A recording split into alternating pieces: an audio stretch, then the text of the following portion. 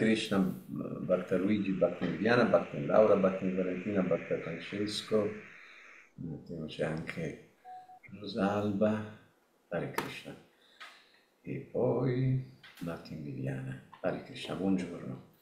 Dai, cantiamo. Cantiamo.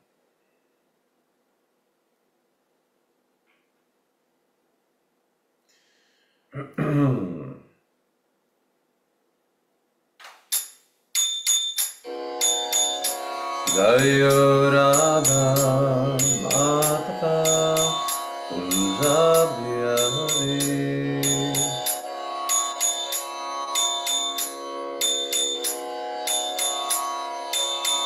Jayo Radha Madhava Kunja Bihari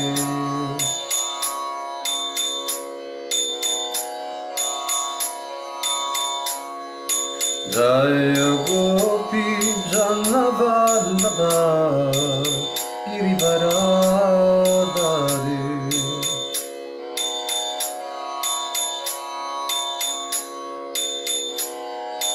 Jaya Gopi Janavallabha Girivaradari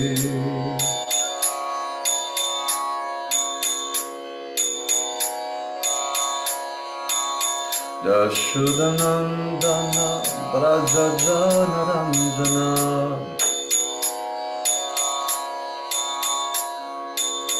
Yashodanandana Brajajana Ranjana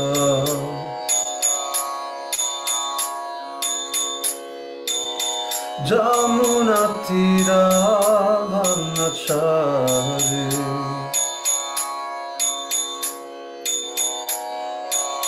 Jamunatira Vanachari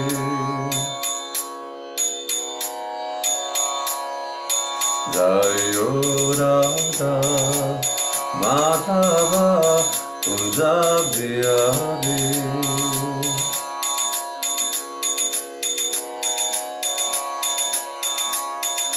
Jayo Radha Madhava Kunja Bihari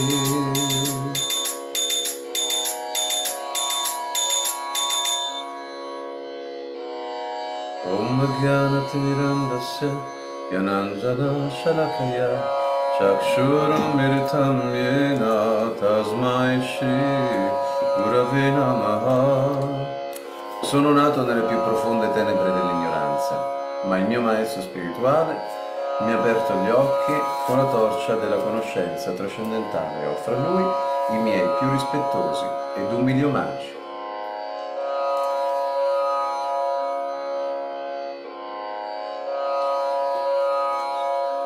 Namo Vishnupadaya Krishna Prishtaya Bhutale Shrimate Bhakti Vedanta Swaminiti Namine Namaste Sarasvate Deve Guravani Pracharine Nirvishesha Shunyavadi Pashtita Vishatarine Jaya Shri Krishna Chaitanya Prabhu Nityananda Shri Advaita Gadadhar Shivasadi Gaura Bhakta Vrinda Hare Krishna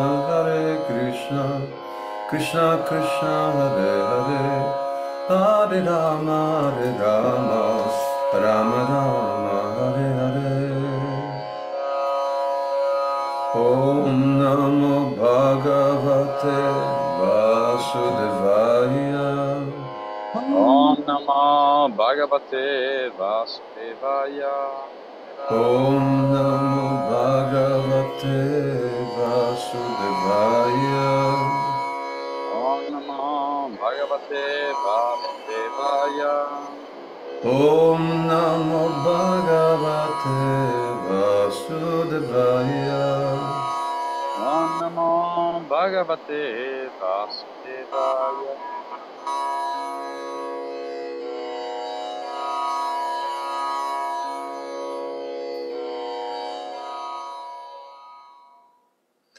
Hare Krishna. Sì, allora. Hare Krishna Bhakti Viviana, Bhakta Piero, Bhakti Vittoria, buongiorno, Bhakti Laura, Rasa Sharya Prabhu, Bhakti Monica, Hare Krishna Bhakti Valentina, Bhakta Francesco, Rosalba, Bhakta Luigi, Hare Krishna, buongiorno. E poi su Facebook che abbiamo Hare Krishna Bhakti Emanuele, Bhakti Palmira,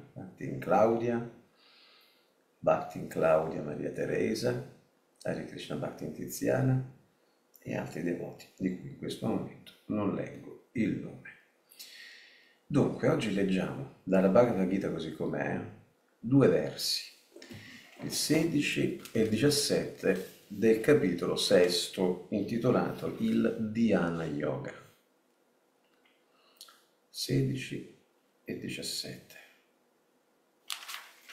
Ma leggiamo anche il 15, va?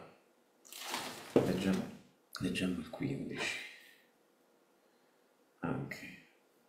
Immergiamoci in queste bellissime spiegazioni di Srila Prabhupada. Allora, copia e incolla e voilà. Ok, il 15, vai col 15. Yunjanevam sadatmanam Yunjanevam satatmanam Yogini yatamanasaha Yogini yatamanasaha Shantim nirvana paramam Shantim nirvana paramam Matsam stam adhigacchati. Matsam stamadhigacchati. Hare Krishna Rasa Sharya Prabhu, buongiorno, dove sei? Ah, eccoti. Ecco, dai, di qualcosa. No, ancora sto microfono. Bisogna imparare qualche altro tipo di linguaggio paraverbale per comunicare con Rasa Sharya online. Yunjamnevam sadatmanam Yanevam sadatmanam Yogini yatamanasah Yogini yatamanasaha Shantim nirvana paramam Shantim nirvana paramam Matsam stam adhigacchati. Matsam stamadhigacchati. Yunjanevam sadatmanam Yujanevam sadatmanam Yogini yatamanasaha Yogini yatamanasaha Shantim nirvana paramam Shantim nirvana paramam Matsam stam adhigacchati. Matsam stamadhigacchati. Ok, andiamo con la traduzione e spiegazioni perché sono belle lunghe, cioè, nel senso sono tre, non tanto lunghe, ma sono tre i versi questa mattina, così non perdiamo il focus. Allora, verso 15 del capitolo 6, sesto. Praticando il controllo costante del corpo, della mente e degli atti, quindi praticando il controllo costante del corpo, della mente e degli atti, che significa sempre, lo yogi abbandona la vita materiale e raggiunge il regno di Dio, la dimora di Krishna.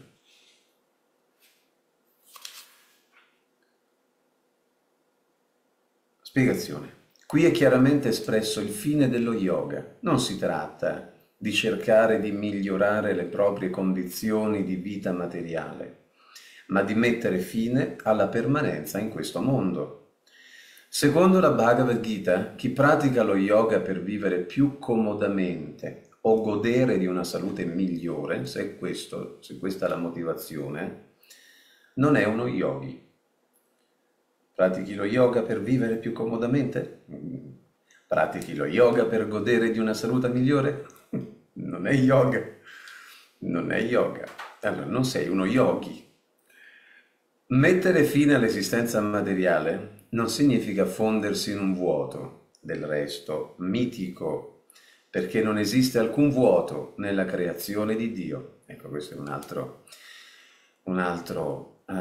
luogo comune, un altro mito sfatato.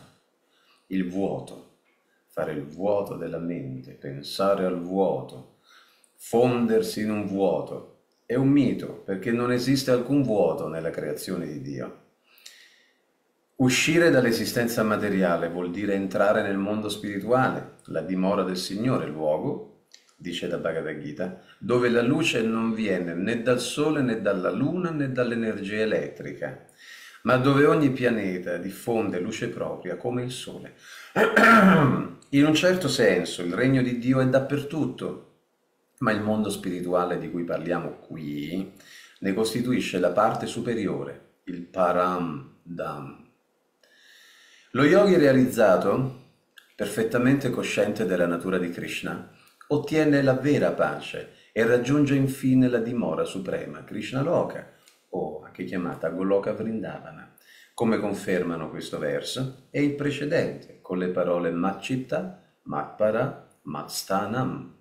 La Brahma Samhita 5.37 afferma che il Signore risiede sempre a Goloka Vrindavana, Goloka Eva Nivashati Abkilatma Bhuta, ma attraverso le sue energie spirituali superiori si manifesta come l'onnipresente Brahman e in ogni essere nella sua forma di Paramatma.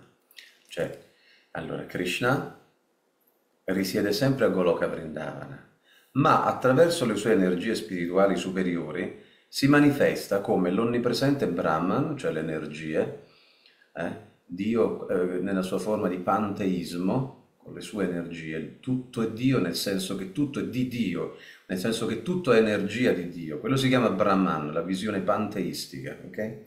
E benché non lasci mai Goloka Vrindavana, lui si manifesta non solo come l'onnipresente Brahman, appunto nella sua forma panteistica, ma anche nella sua forma panenteistica, ovvero nella sua forma di Paramatma, ovvero panteismo significa tutto è Dio, ed è vero nel senso che tutto è energia di Dio, quindi tutto è di Dio, quindi in un certo senso è Dio, ma nel senso che è di Dio.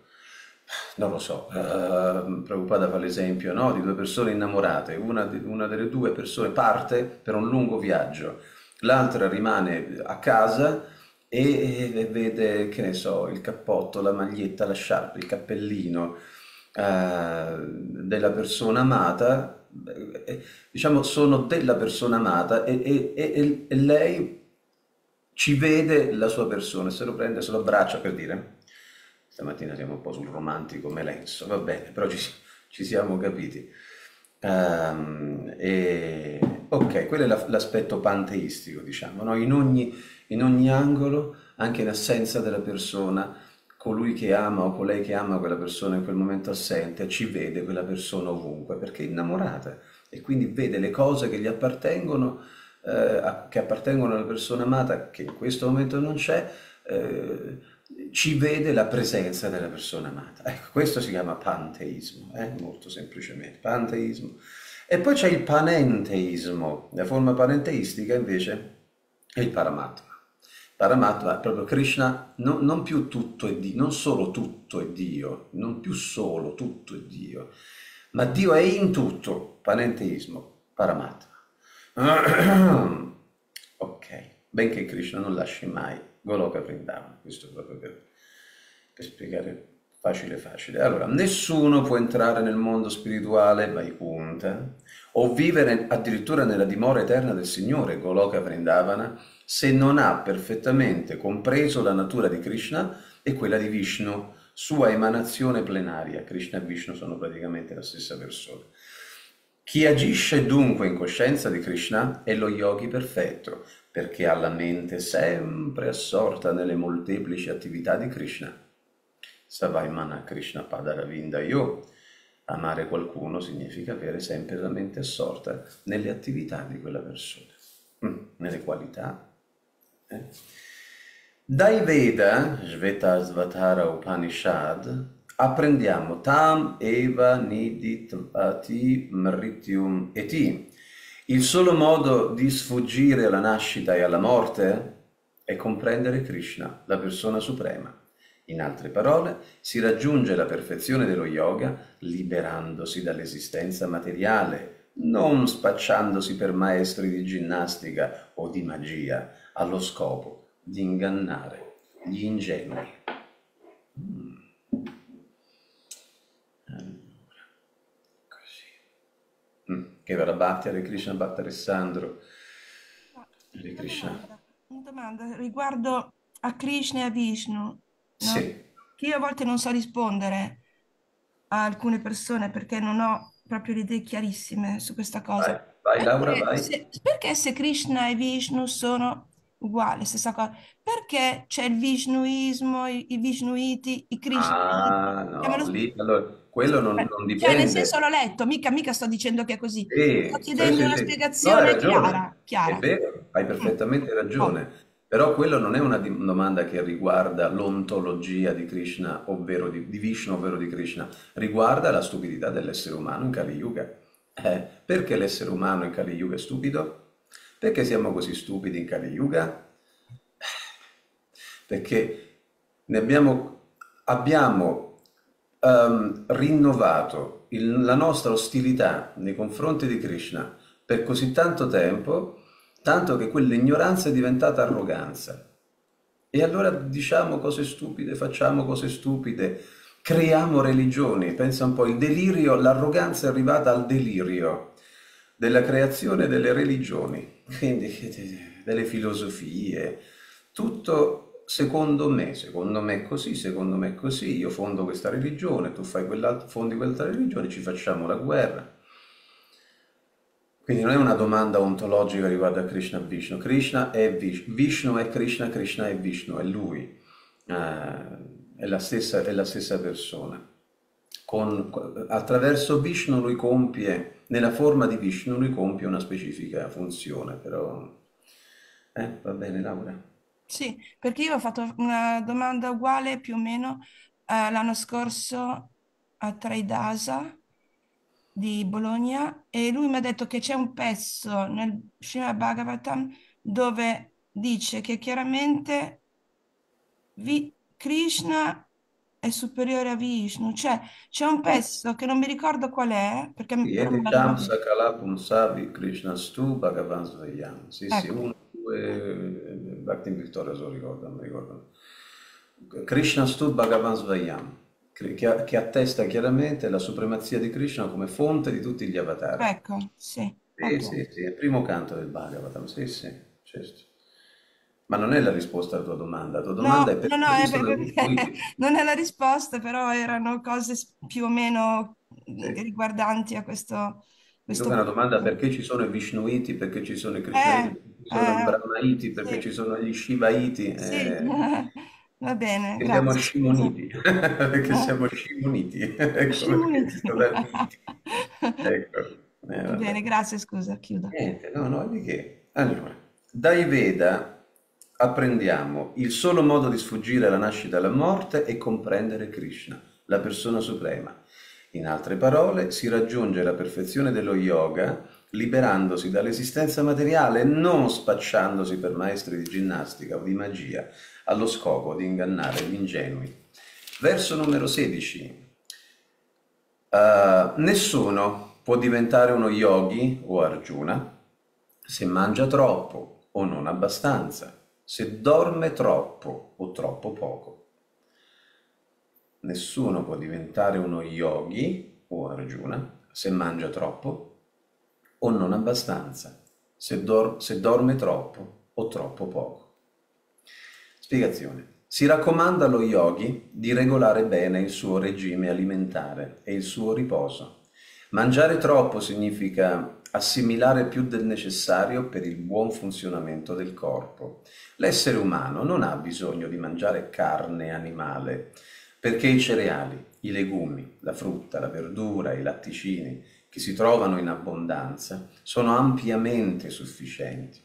Questi semplici alimenti sono considerati virtuosi dalla Bhagavad Gita, mentre la carne è per coloro che si trovano sotto l'influenza dell'ignoranza. Chiunque ne consumi o si nutra di alimenti che non sono stati prima offerti a Krishna, mangia solo cibo contaminato e dovrà subirne le conseguenze, come del resto coloro che bevono e fumano. Chiunque mangi per il piacere della lingua e prepari il cibo solo per sé, senza offrirlo a Krishna, mangia solo peccato. Bunjate tetvagam papaye pachamti atmakaranat. Come può chi si nutre solo di peccato ed è incapace di accontentarsi della parte che gli spetta praticare lo yoga? Solo il devoto di Krishna, che accetta come cibo i resti dell'offerta al Signore, può raggiungere la perfezione dello yoga. Il fatto di astenersi artificialmente dal mangiare, inventando metodi personali di digiuno, va contro la pratica dello yoga. Ecco perché una persona cosciente di Krishna osserva solo i digiuni raccomandati dalle scritture e non mangia né digiuna più di quanto richiesto, è dunque perfettamente idonea a praticare lo yoga. Se si mangia troppo, si sognerà molto durante il sonno, di conseguenza si dormirà più del necessario. 6 ore di riposo al giorno sono sufficienti. Chi dorme di più è certamente influenzato dall'ignoranza. Tale persona non solo è incline al sonno eccessivo, ma anche alla pigrizia ed è quindi inadatta a praticare lo yoga. Verso numero 17. Chi è moderato nel mangiare e nel dormire, nel lavoro e nello svago, può mitigare le sofferenze materiali grazie alla pratica dello yoga. Quindi chi è moderato nel mangiare e nel dormire, nel lavoro e nello svago, può mitigare le sofferenze materiali con la pratica dello yoga. Spiegazione. Soddisfare eccessivamente le esigenze del corpo, mangiare, dormire, accoppiarsi e difendersi, può frenare il progresso sulla via dello yoga. Per quanto riguarda l'alimentazione, è possibile regolarla consumando solo cibo consacrato, il prasadam. Secondo la Bhagavad Gita 9.26 si possono offrire a Krishna solo fiori, frutti, verdure, cereali, legumi, latte. Perciò la persona cosciente di Krishna impara a non mangiare nulla che sia inadatto al consumo umano o che non sia nella categoria dei cibi virtuosi. Per quanto riguarda il riposo, il devoto è talmente assorto nella coscienza di Krishna che ogni ora di sonno inutile gli sembra una perdita di tempo. Che ogni ora di sonno inutile gli sembra una perdita di tempo. Gli si attribuisce il nome di Avyarta Kalatvam, perché non sopporta di trascorrere nemmeno un minuto senza servire il Signore e si accontenta di un minimo di sonno. Il suo modello è Srila Rupa Goswami, che dormiva 2 sole ore per notte, a volte anche meno, tanto era immerso nel servizio a Krishna. Thakur Haridas invece non toccava cibo, prasadam, e non riposava se non dopo aver recitato 300.000 volte il nome del Signore sul suo rosario. Il devoto non fa niente che sia contrario al desiderio di Krishna, cioè il rosario nel suo mala, nella sua corona, perché il rosario è fatto di legno di rose, no? In realtà, e quello si chiama rosario. Invece legno di tulsi, quindi tulsi mala. Il devoto non fa niente che sia contrario al desiderio di Krishna, pertanto agisce sempre in conformità ai principi vedici e mai per il piacere dei sensi. Lo rileggo, il devoto non fa niente che sia contrario al desiderio di Krishna, pertanto agisce sempre in conformità ai principi vedici e mai per il piacere dei sensi. Non cercando più i piaceri di questo mondo, non spreca tempo in passatempi inutili. Le azioni che compie sul lavoro sono regolate, le parole misurate, le ore di sonno e di veglia moderate, quindi non è più costretto a sopportare le sofferenze materiali. Praticando il controllo costante del corpo, della mente e degli atti, lo yogi abbandona la vita materiale e raggiunge il regno di Dio, la dimora di Krishna. Nessuno può diventare uno yogi o Arjuna se mangia troppo o non abbastanza, se dorme troppo o troppo poco. Chi è moderato nel mangiare, nel dormire, nel lavoro e nello svago può mitigare le sofferenze materiali con la pratica dello yoga. Hare Krishna, Bhakta Luigi, Bhakti Indiana, Piero, Bhakta Victoria, Rasacharya, Prabhu, Bhakti Monica, Bhakti Valentina, Bhakta Francesco, Rosalba, Bhakti Laura, abbiamo anche Bhakta Alessandro, Hare Krishna, veramente vorrei ringraziare tanto Bhakta Alessandro e Bhakti Loredana per essersi alternati per lo svuotamento dei, come si chiamano, dei deumidificatori alla Hare Krishna Cave, un giorno sì e un giorno no. Vi ringrazio veramente di cuore. In questo momento Bhakti Loredana non è online, credo, ma poi la ringrazieremo ulteriormente, la ringrazieremo ulteriormente di persona. Allora, Hare Krishna devoti, poi abbiamo Radhacharan Devi, Kevala Bhakti Devi, Bhakta Emanuele, Bhakti in Palmira, Hare Krishna devoti. Vita spirituale, eh? Vita spirituale, tutto sta nel saper dire di no a ciò a cui sappiamo di dover dire di no. Tutto sta lì, nel dire di no. Vita spirituale significa Rishikena, Rishikesha, Sevanam Bhakti Uchate, ovvero utilizzare i sensi, un attimo solo,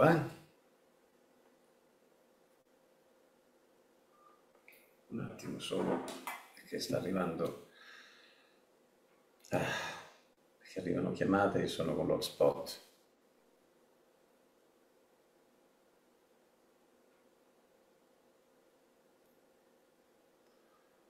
Ok, è ritornata la connessione? Ci siamo?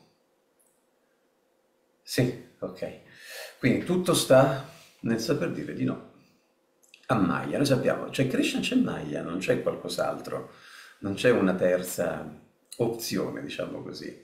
C'è Krishna e c'è Maya. Abbiamo detto che servizio a Krishna significa utilizzare i sensi al servizio del vero padrone dei sensi. Rishikena, Rishikesha, Sevanam Bhakti Uchate. Oppure possiamo decidere di utilizzare i sensi a modo nostro per i nostri scopi, quindi non a modo di Krishna, secondo la volontà di Krishna, e secondo i suoi scopi, secondo il suo piano. Solo così ci si può liberare, solo così ci si può liberare dall'esistenza materiale, avendo capito che siamo anime, in quanto anime abbiamo una relazione eterna con Krishna d'amore che abbiamo interrotto. Ecco perché nasci da malattia, vecchiaia, morte, sofferenze, problemi, paure, traumi, fobie, eccetera, eccetera, paturni, efisime, complessi. Ecco perché. Ecco perché. Semplicemente perché viviamo al buio. Provate a vivere al buio, non provate, dico, ma nel laboratorio delle intelligenze, dico, provate a immaginarvi di dover vivere al buio, buio, per giorni, per un tempo indeterminato, al buio. Chiaro che l'ansia prenderebbe il sopravvento su tutto, ansia, dolore, problemi, sofferenza, prenderebbe il sopravvento su tutto. Ecco perché l'illuminazione, si parla sempre di illuminazione, per cui l'illuminazione significa accendere la luce o aprire le finestre e lasciarsi bagnare dalla luce trascendentale della conoscenza spirituale. L'illuminazione, no? Vedere, riabituare gli occhi, ovvero la nostra coscienza, a Krishna, a riabituarli alla realtà spirituale. E allora, riabituata la coscienza ristrutturata la nostra coscienza in Krishna, naturalmente saremo in grado di vedere anche noi stessi e quindi lo scopo della nostra vita. Quindi la saggezza, quando si parla di saggezza, la saggezza sta tutta nel saper dire di no, no, no a Maya, no all'illusione. Maya significa non questo, Maya significa realtà apparente o l'apparenza della realtà, questo significa Maya, saper dire di no alla realtà apparente, all'illusione. No, e in realtà noi diciamo no anche quando non diciamo di no. Se non diciamo no a Maya, stiamo dicendo no a Krishna. Questo significa. E dire di no è molto difficile, lo sappiamo anche per esperienza personale, no? So, una persona che ci chiede un favore, una persona, oddio, mi è venuta la voce da posseduto. Allora, allora, dire di no è difficile, lo sappiamo, non è facile dire di no. Per esempio, una persona che ci chiede un favore, mi puoi fare questo favore? Magari una persona che conosciamo, una persona a cui vogliamo bene. Non è facile dire di no. Non è facile dire di no ad un desiderio che ci spunta dentro, e ci spinge a fare qualcosa. Non è facile dire di no sapendo che quel desiderio è un desiderio maiosissimo, intriso di egoismo e di utilitarismo. Però, anche se potremmo essere riluttanti a dire di no, ricordiamoci una cosa, questo ci aiuta tantissimo. Dobbiamo sempre ricordare che, anche se ci sentiamo riluttanti a dire di no in quel momento a Maya, se diciamo di sì ad una blandizia di Maya, ad una lusinga, ad una seduzione, ad una proposta di Maya, dobbiamo ricordare che se diciamo di sì a Maya, quindi incapaci di dirle di no, stiamo dicendo di no a qualcun altro, ovvero a Krishna, e a qualcos'altro, al servizio a Krishna. Stiamo comunque dicendo di no. Quindi, come vedete, non è difficile dire di no, soltanto che dobbiamo imparare a dire di no alla persona giusta, agli eventi giusti, e dire di sì alla persona giusta e agli eventi giusti. Perché se non diciamo di no, proprio un no, proprio deciso, categorico, no ai nostri desideri inferiori, adesso sappiamo, non è che brancoliamo più nel buio, no? Lo sappiamo, qui non è più neanche questione di, nella stragrande maggioranza di noi, non è più neanche questione di sapere, di accumulo di ulteriori informazioni. Ne sappiamo abbastanza.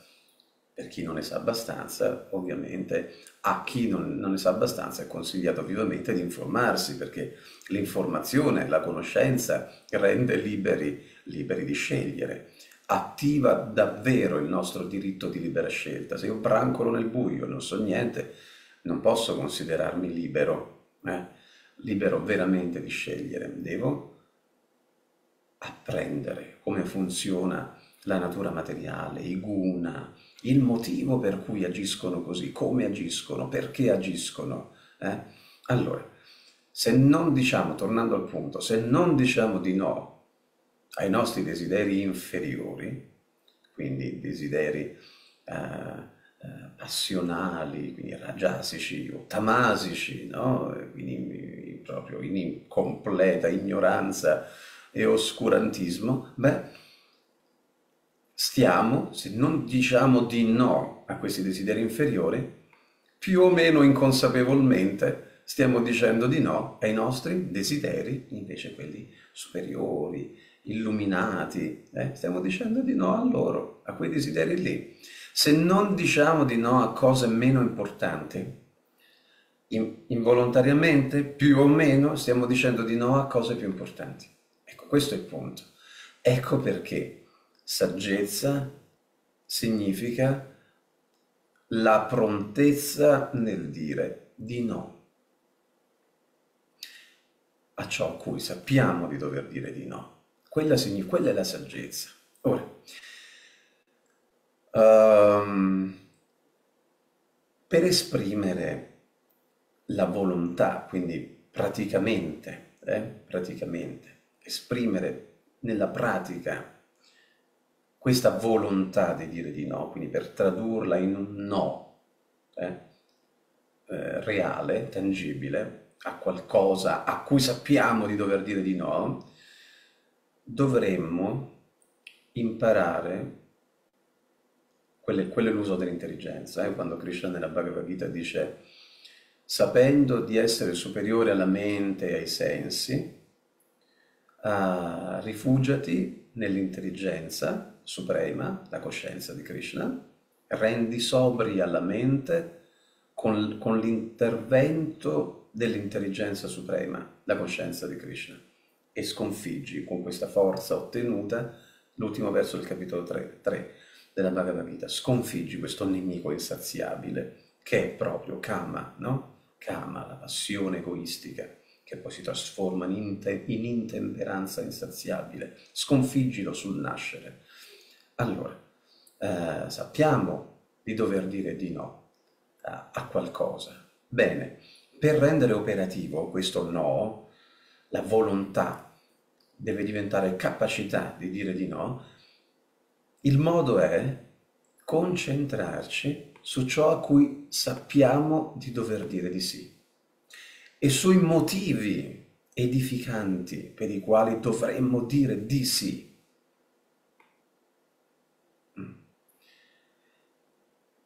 Perché come ci sentiamo? Allora, come ci sentiamo ogni volta che dobbiamo dire di no a qualcosa? Come ci sentiamo? Ogni volta che sappiamo di dover dire di no a qualcosa, come ci sentiamo?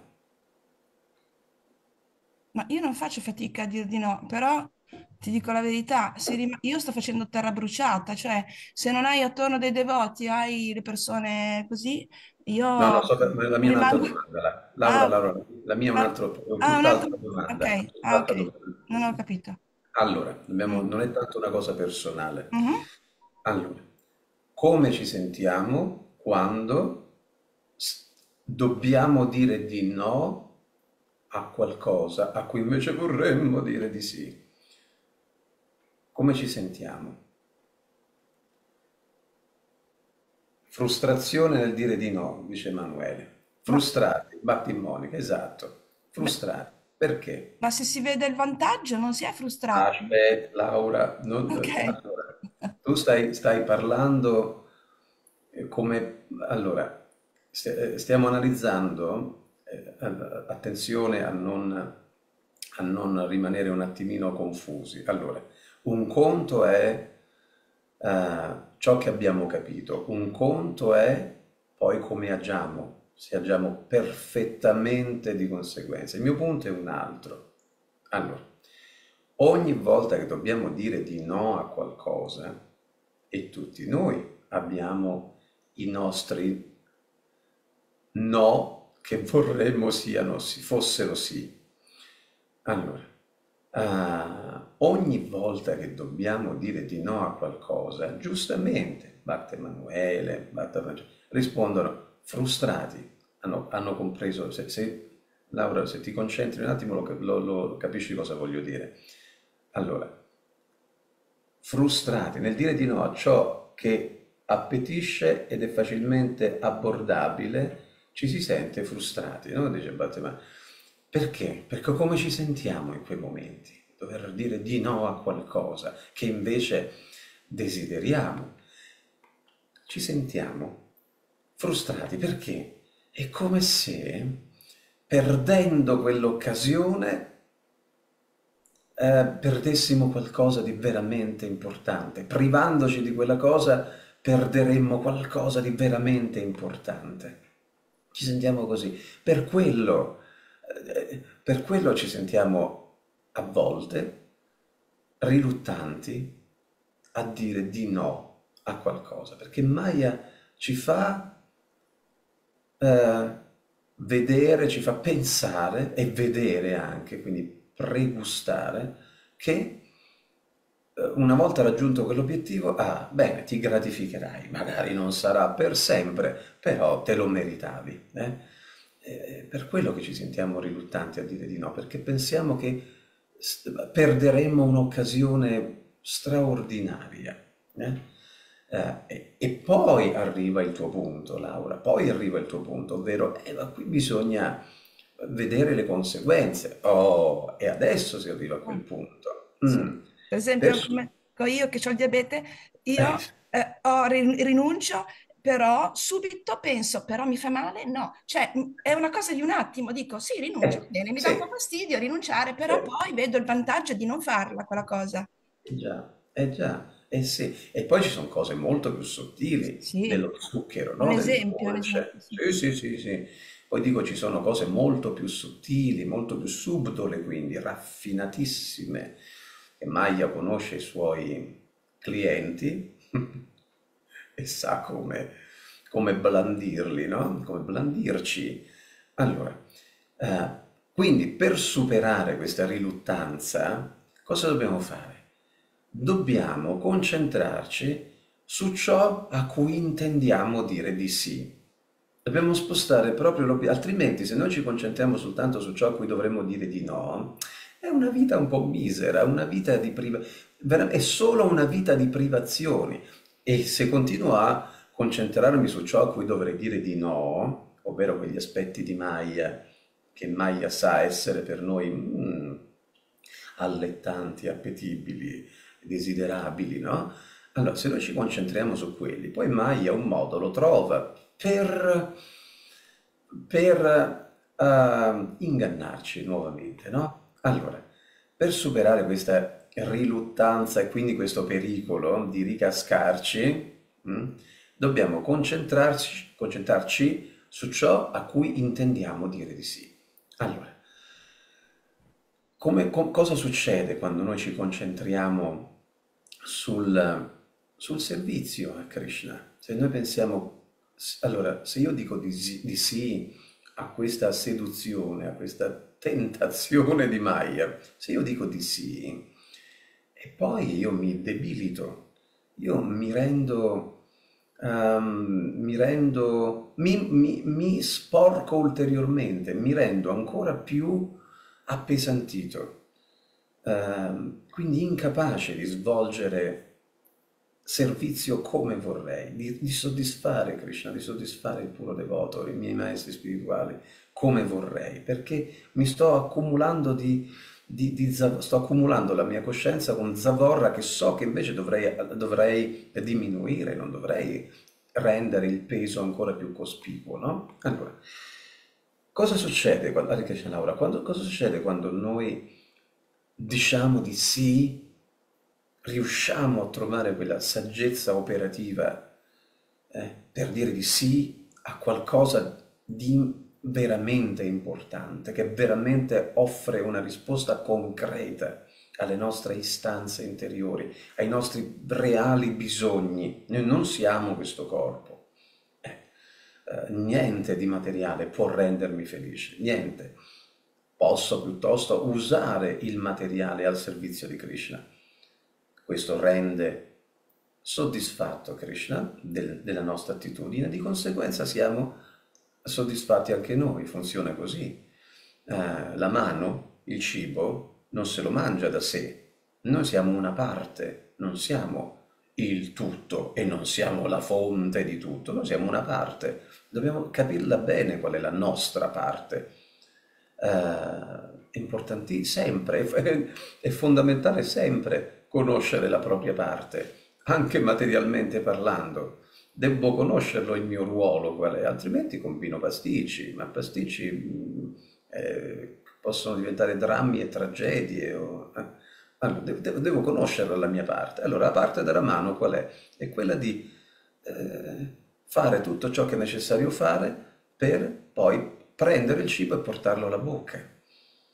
Non può la mano pensare, ma l'ho fatto io, che so, ho impastato questa pizza, l'impasto, ho preso gli ingredienti, ho fatto tutto io e perché devo dare tutto allo stomaco? Ma ve la immaginate una mano rivoluzionaria? Potere alla mano, i diritti della mano, facciamo tutto noi, mangiamo tutto noi, ti immagini lo slogan, no? Facciamo tutto noi, mangiamo tutto noi, cioè sì, ma provaci, vediamo che succede. Krishna ha la possibilità di provarci. Tu, umano, vuoi provare a mangiare il cibo? Tu pensi che così... Sì, perché? Prova. Che cosa fa? C'è la pizza, la pasta, una zuppa, che fai?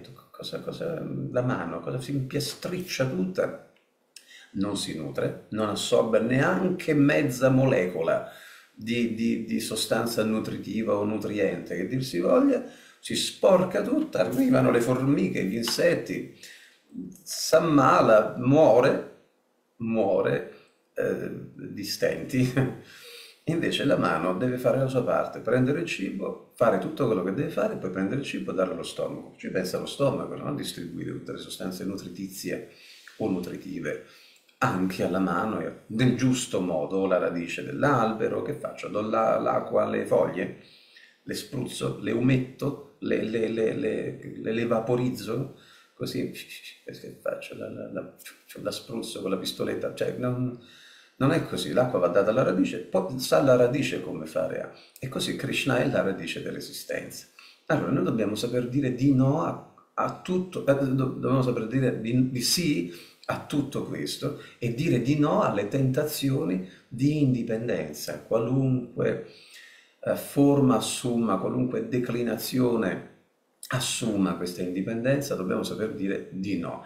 Quando riusciamo a dire di sì, finalmente di sì, alla realtà, quindi si dice arrendersi alla realtà, arrenditi alla realtà è talmente evidente che qualunque cosa io faccia, anche se la faccio bene, mi riesce bene, ma se la faccio per me stesso, con un marcato egoismo, io sto male, mi manca sempre qualcosa. Uno magari non lo ammette, non lo ammette davanti a tutti, né deve ammetterlo, ma quando sta da solo, quando sta da sola, lo riconosce. Ma perché non sono felice? Eppure ho tutto, ho una famiglia, ho un lavoro, non manco di niente, perché non sono felice e soddisfatto? Ma vabbè, pazienza, si vede che deve andare così, non deve andare così, non deve per niente andare così. Dobbiamo semplicemente acquisire saggezza, l'arte di vivere, l'arte dell'agire e metterla in pratica. La Bhagavad Gita è questo, mica un'altra religione. Non è un testo sacro antico indiano. Figuriamo. Allora, dobbiamo saper dire di sì a ciò che è veramente importante, perché ciò che è veramente importante, quando noi lo abbiamo alimentato con la conoscenza, diventa da fiamma pilota che con un attimo si spegne, no? Fiamma pilota dei fornelli, no? Finché una fiammella pilota così, tu apri la finestra, entra un filo di vento, così un colpo di e si spegne. Ma se la alimentiamo, gli diamo gas, ovvero gli diamo ancora più informazioni, la nutriamo, poi diventa un bel fuoco acceso, vivo. Bene, noi dobbiamo alimentare quello, no? Dicendo sì a ciò che è veramente importante, ovvero capendo di dover dire di sì a ciò che è veramente importante, avendo capito cosa è veramente importante, quella fiammella diventa un fuoco più forte, no? E allora, quando poi diciamo di sì, impariamo l'arte. Non è facile dire di no a Maya e dire di sì sempre a Krishna, non è facile, ma se lo facciamo, quel qualcosa di importante che sappiamo essere importante, che è vivo dentro di noi, quel fuoco che brucia, il fuoco della verità, no? Il fuoco della realtà, della verità, brucia con progressione tutta quella riluttanza e debolezza nel dire di no. a cose meno importanti. Funziona così. Ogni volta che noi diciamo di sì a ciò a cui dovremmo dire di sì, stiamo abbassando la fiamma dei desideri materiali e stiamo rendendo più potente la nostra determinazione cosciente di Krishna. Quando il devoto disse a Srila Prabhupada, ma Mai è forte, Mai è proprio forte, assolutizzando la propria esperienza. Prabhupada cosa ha risposto? Beh, Maya sì è forte, l'illusione è forte, la seduzione dell'illusione è forte, ma solo nella misura in cui non sono forti i tuoi propositi coscienti di Krishna, i tuoi propositi spirituali. È forte nella misura in cui sono debole spiritualmente, altrimenti non lo è. Quindi, invece di preoccuparci di ciò a cui stiamo dicendo di no, guarda, devo dire di no anche a questo, oltre che a quello, a quell'altro, anche a questo, ma siamo proprio sicuri? No, ti prego, no. Allora, invece di preoccuparci di ciò a cui stiamo dicendo di no, a cui dovremmo dire di no, iniziamo ad investire le nostre forze, le nostre energie, a lavorare su ciò a cui vogliamo dire di sì. Cerchiamo di capire quanto è importante dire di sì a Krishna. Per questo è fondamentale leggere, è fondamentale studiare insieme, è fondamentale Shravanam, ascoltare, apprendere con la logicità scientifica tipica della Bhagavad Gita e quindi dei puri devoti che ci riportano tutto questo. Concentriamoci quindi su ciò a cui dovremmo e magari vogliamo in realtà dire di sì. Dentro di noi vogliamo, però che cos'è che mi spinge ad agire contrariamente a come so di dover agire? Quello è Kama. Dobbiamo contrastare Kama, dobbiamo contrastare la passione egoistica, ovvero Come quella un esempio mi è venuto in mente adesso, no? Banale, che praticamente uno studente determinato vuole diventare, non so, ingegnere, facciamo, vuole fare sì, l'università, ha sì, tanti gli amici che gli dicono esci oppure sì, lui, sì, lui no, vede in sì, vista di un bene superiore, lui sì, non fa fatica, all'inizio magari fa sì, fatica a rinunciare, ma poi vede che questa cosa gli frutta, che dà degli esami perché sì, studia e quindi le sue sì, esatto. rinunce si gratificano Sì, sì, col tempo. sì, sì, guarda, non è che dobbiamo vivere coscienza di Krishna, effettivamente non significa una vita di Eh, mortificazioni. La coscienza vita in coscienza di che siamo abituati lì, cioè, i soliti retaggi religiosi, no? Pentiti e mortificati. Allora, vita spirituale non significa una vita di Anzi, mortificazioni. avrà delle soddisfazioni migliori dopo che ha No, rinunciato. più che Eh, migliori, le vere Le vere, soddisfazioni, bravo, le vere le soddisfazioni. vere, più che Quella a cui migliori, puntava l'ha realizzato. Se non rinunciava a quelle cose superficiali che perdeva tempo invece di studiare, è chiaro che non raggiungeva, non avrebbe raggiunto quella meta. non avrebbe, certo, Eh, certo. Quindi dobbiamo, quindi, se vogliamo veramente dire di sì a Krishna, nel momento in cui Maya ci proporrà di dire di sì a lei, dobbiamo prepararci e dobbiamo preparare le nostre ragioni per quel sì, perché quando arriva quel momento, quando arriva la tempesta, io devo essere preparato. In molti stati degli Stati Uniti lo sanno, ci sono luoghi che sono funestati da cicloni, tornadi, loro sanno come reagire in quel momento lì, no? Si preparano e così quando arriva il ciclone, quando gli ormoni, i desideri, ma sono tutti in subbuglio, no? In quei momenti lì noi dobbiamo giungere preparati, dobbiamo con l'intelligenza, questo è l'ultimo verso della Bhagavad Gita del capitolo terzo, l'ultimo verso del capitolo terzo della Bhagavad Gita, ci dice proprio Usa l'intelligenza, ovvero rifugiati nelle ragioni per cui dovresti dire di sì. Usa l'intelligenza. E allora dire di no diventa molto più facile, molto più facile. Perché concludo?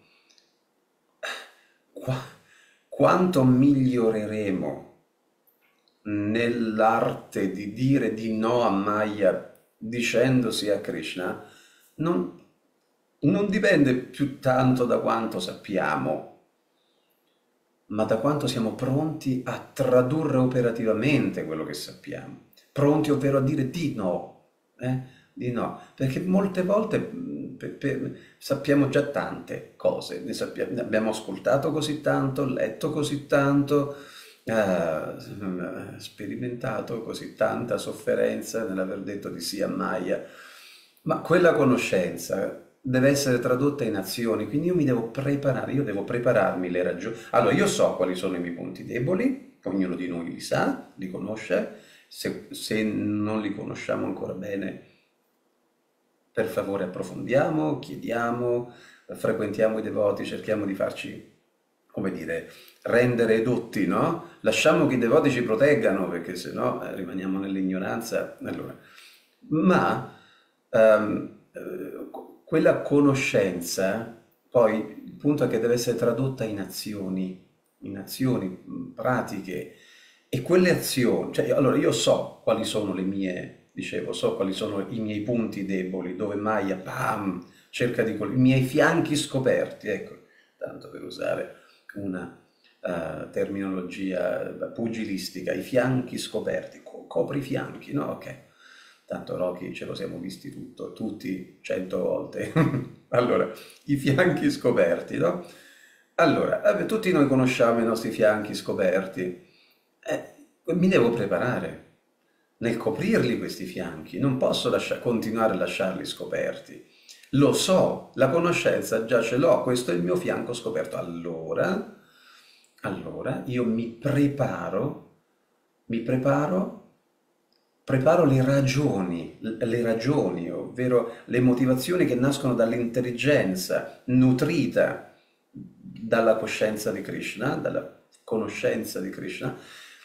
La mia intelligenza nutrita da tutte queste informazioni deve produrre delle ragioni specifiche che io devo tirar fuori, proprio come tiri fuori un'arma, non lo so, dalla fondina o dal fodero, una spada, la tiri fuori nel momento in cui vieni attaccato. Ecco, dobbiamo preparare le nostre ragioni, prima però, non in quel momento lì sprovveduti, pum, e ci caschiamo un'altra volta, no.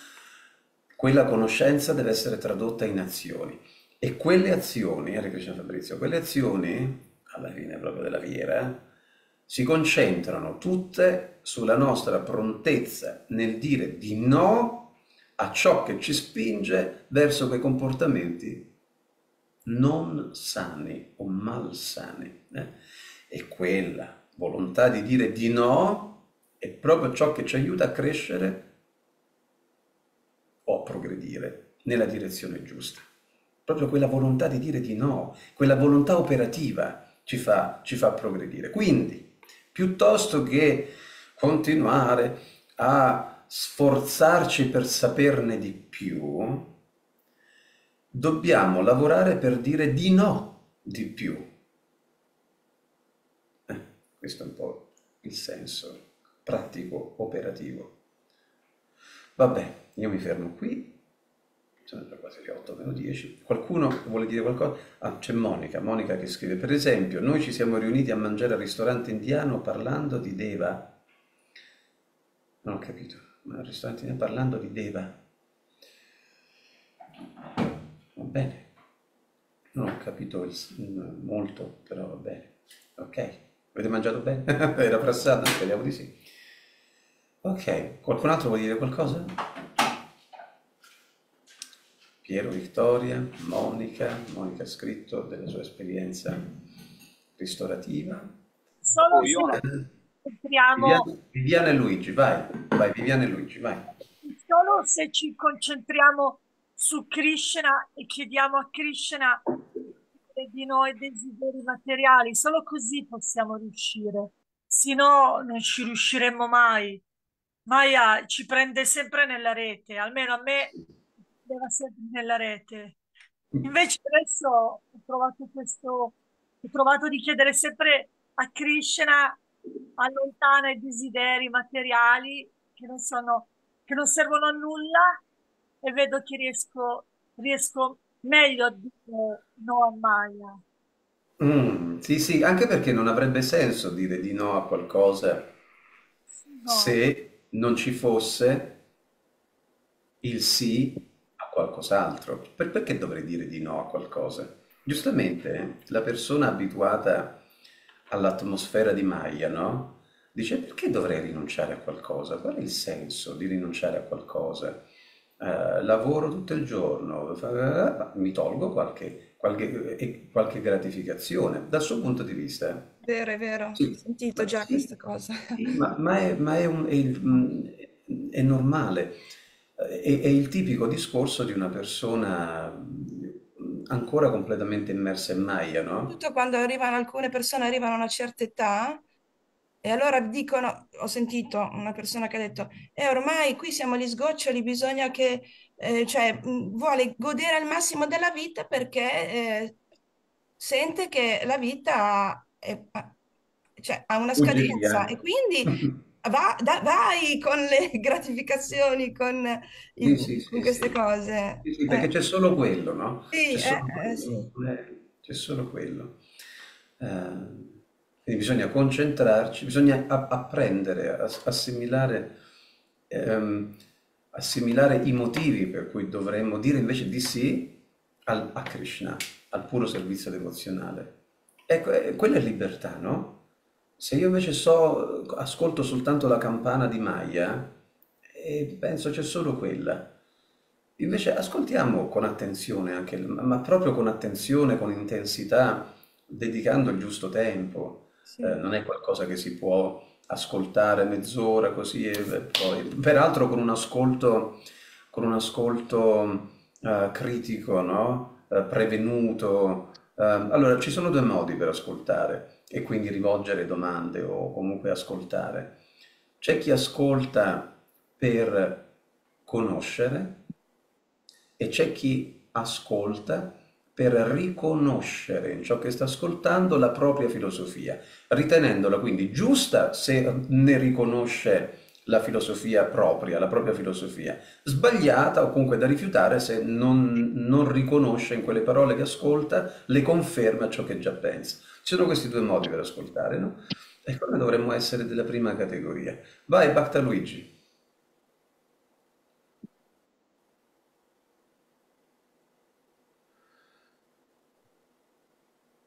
Sì, Prabhu, la mia domanda era questa. Tanto interessantissimo l'argomento di oggi. E di no, e dire di sì. La mia domanda era questa. Prima hai parlato, niente di materiale da gratificazione. La mia domanda era questa. Non si è felici, perché manca Dio al centro.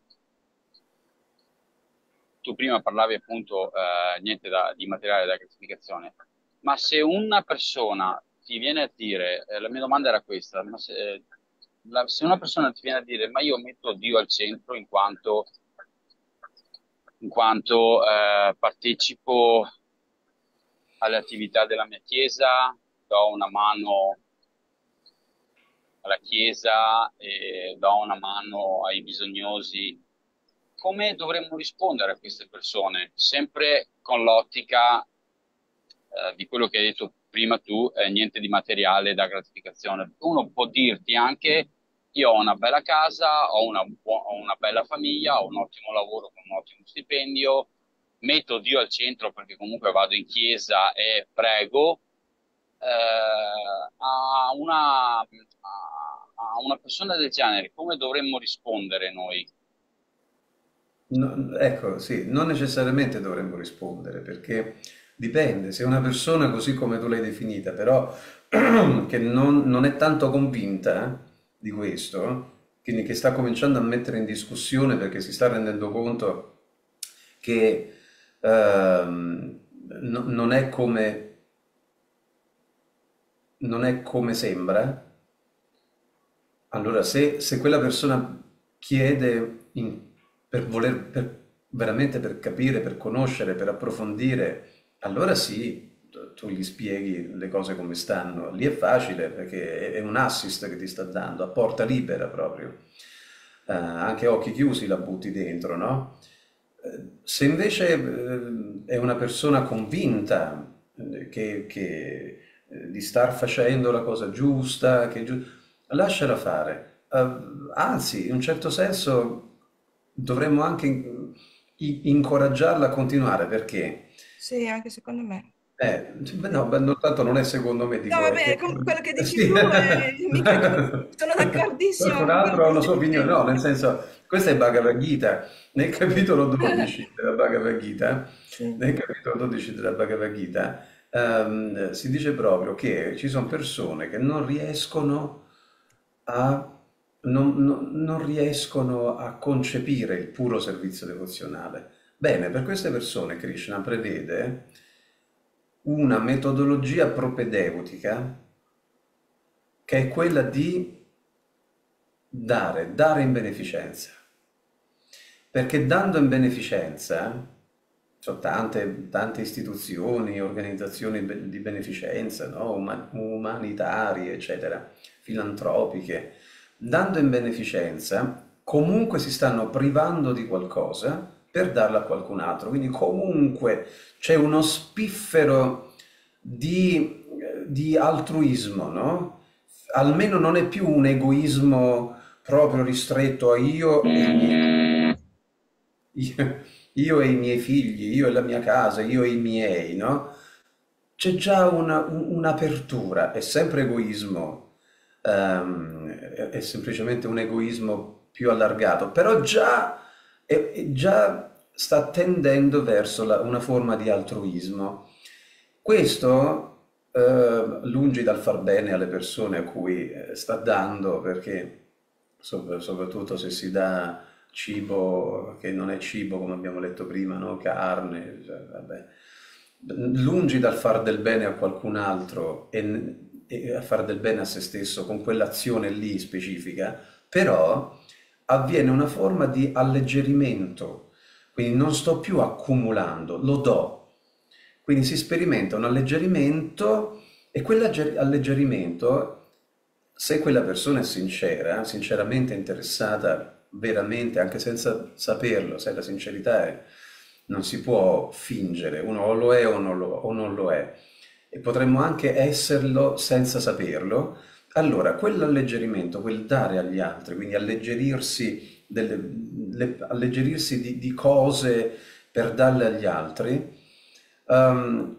quell'alleggerimento funge da mantice, sai il mantice, no? Che procura quel vento, quell'aria sufficiente, quello spostamento di aria sufficiente per alimentare il comburente, no? Si dice, per alimentare la fiamma della devozione e della sincerità che è presente dentro.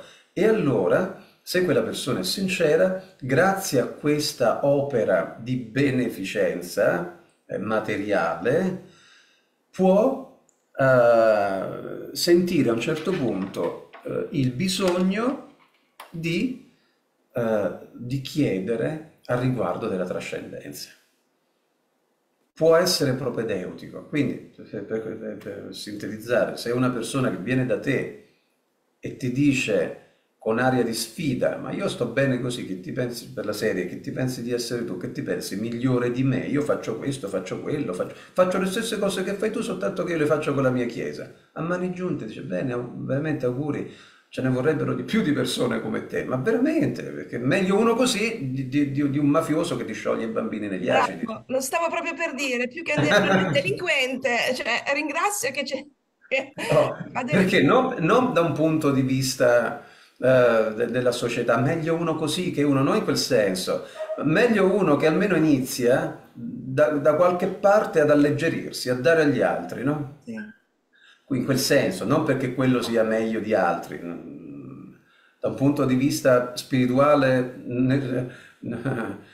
se siamo in Maya, siamo in Maya, non è che uno è messo meglio, se siamo in un Appunto, frullatore. scusami, ma Eh, una persona che fa una cosa del genere, a livello karmico, ma cioè, qual è il suo beneficio? Nessuno. Nessuno, assolutamente nessuno, dal punto di vista karmico nessuno, soprattutto se dalla carne. Però il fatto stesso di dare, il punto è privarsi di qualcosa per darlo a qualcun altro. Quel principio lì, Krishna è Bhava Grahi Janardana. Krishna non è un contabile, non è un giudice impersonale. Bhava Grahi Janardana è un nome di Krishna, significa che lui è in grado di cogliere ciò che di spiritualmente buono c'è nell'animo di una persona e si concentra su quello. In questo caso qui, poiché lo enuncia proprio lui questo verso nel capitolo 12, se non riesci a... Come puoi trovare tu, Signore, per favore? Se non riesci a... Capitolo 12, dovrebbe essere tipo 12:10.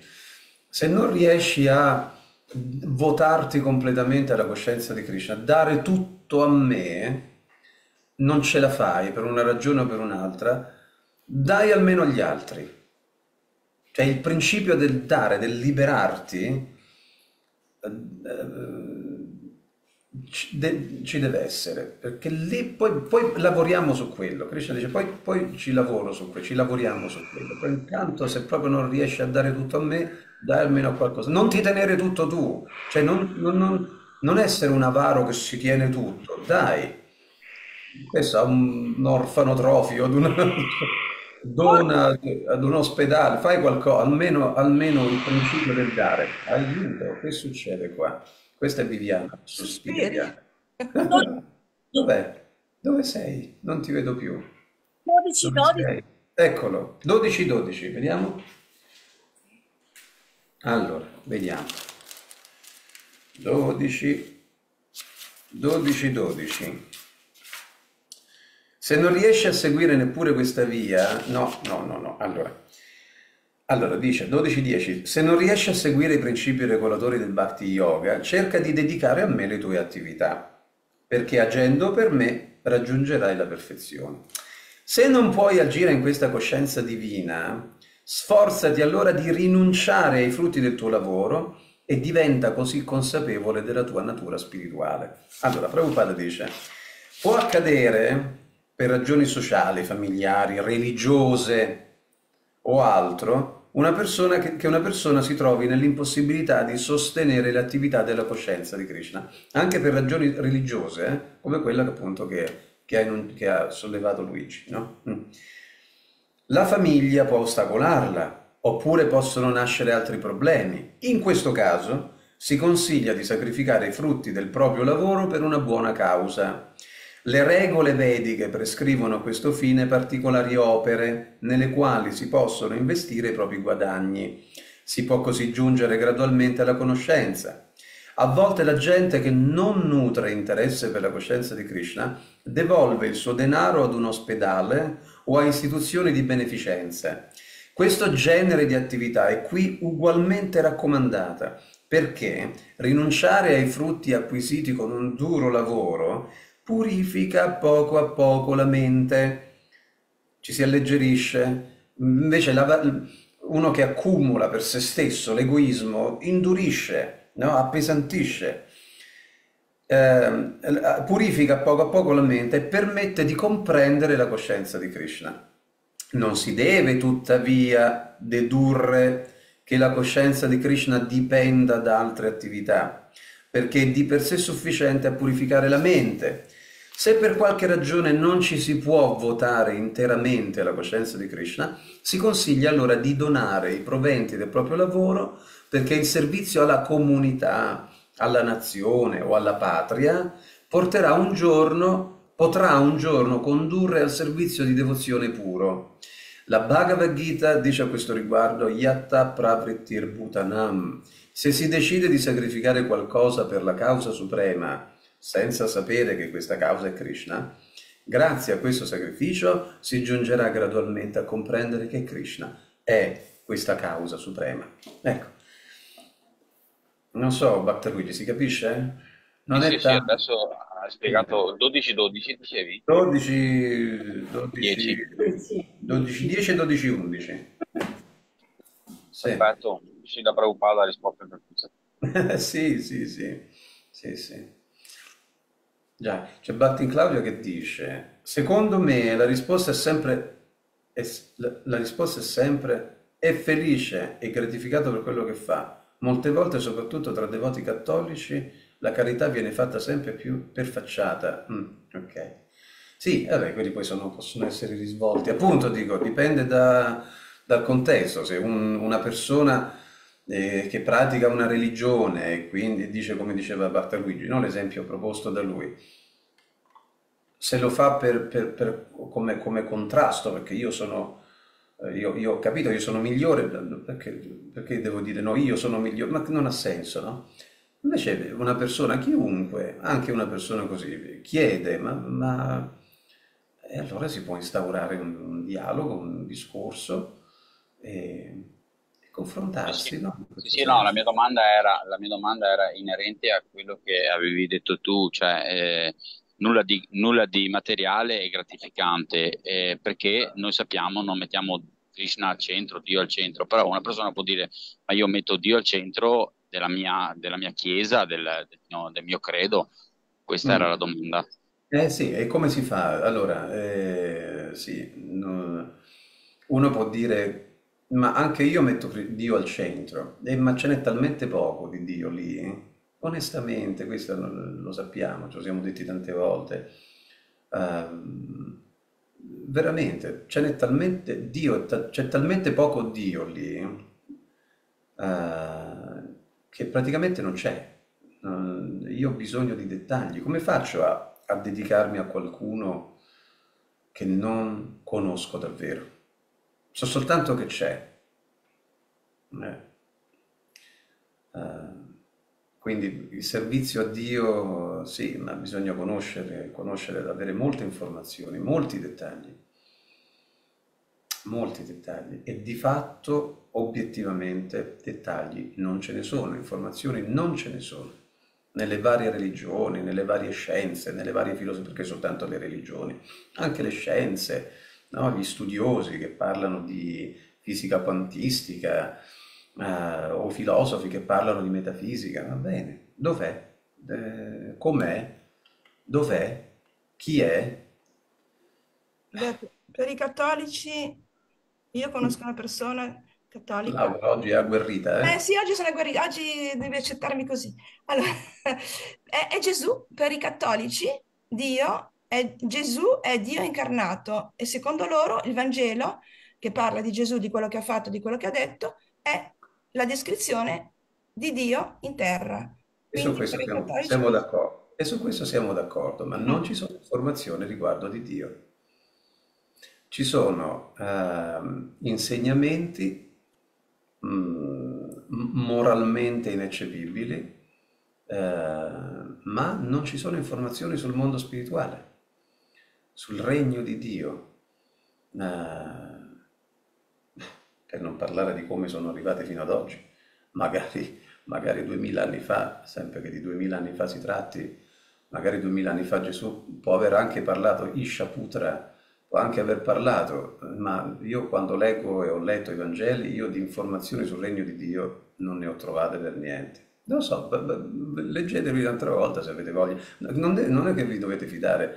Leggetevi un'altra volta la Bibbia, tutto il Corano, leggetevi il libro di Mormon, il libro tibetano dei morti, la Torah, leggetevi tutto quello che volete e mettete insieme le informazioni a riguardo di chi è Dio, di com'è, cosa si fa nel regno di Dio, tutte informazioni. Come faccio? È possibile mai che arriva l'estate, decido di farmi una settimana da qualche parte e devo sapere tutto per filo e per esempio dove devo andare ad abitare, che tipo di clima c'è, che tipo di ambiente c'è, lì sì diventiamo precisi, pratici, arrivati nel campo dello spirito diventiamo tutti molto vaghi, tutti molto generici, tutti molto mistici, no? Tutti molto elevati, tutti molto... È un mistero, è un mistero.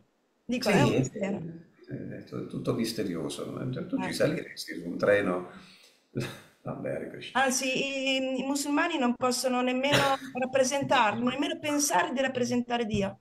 È vietato dargli una forma, una figura. È giusto, non gliela devo dare io. Ce l'ha già, perché gliela devo dare io? È giusto, Eh, è giusto. Il punto mio rimane, non c'è. non c'è. Non c'è, giustissimo, gliela devo dare io. Perché gliela devo dare io? Già ce l'ha, e che se non so qual è meglio che non faccia niente, che io non faccia niente. Ma a quel punto qualcuno lo sa? Devo chiedere, no? Qualcuno lo sa? Anziché concludere qui, siccome non riesco a concepire la forma, non ce l'ha. Comunque va bene, chiudiamo qui, dai. Volevo dire che abbiamo cercato un compromesso, uscire tra amici simpatizzanti, gratificandoci con il cibo, ma parlando anche di temi un po' più alti. Va bene. Hare Krishna devoti, ci vediamo oggi pomeriggio. Hare Krishna. Srila Prabhupada Ki Jai, Grantaraja Bhagavad Gita così come Ki Jai, Nitego, mi sono dimenticato la sigla, Nitego Premanande, Hari Hari Bol, vai con la sigla. Dov'è?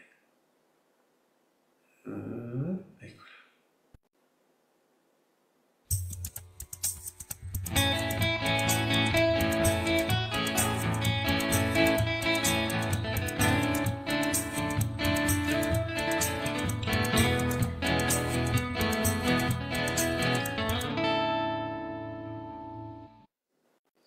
Hare Krishna devoti, Hare Krishna Laura, Rosalba, Valentina, Vittoria, Piero, Rasacharya, Prabhu, Viviana, Luigi, i devoti online su Facebook, Claudia, Radhacharandevi, Lokanath, Kevala Bhakti, Emanuele, Palmira, Claudia Maria Teresa, Fabrizio, Mandana Razzaei, non so se l'ho letto bene, Laura, Alessandro, e Hare Krishna, gli altri devoti amici poi riascolteranno il suo studio sulla Bhagavad Gita. Hare Krishna, a più tardi, 5:15, 17:15, 17:15, a più tardi. Hare Krishna.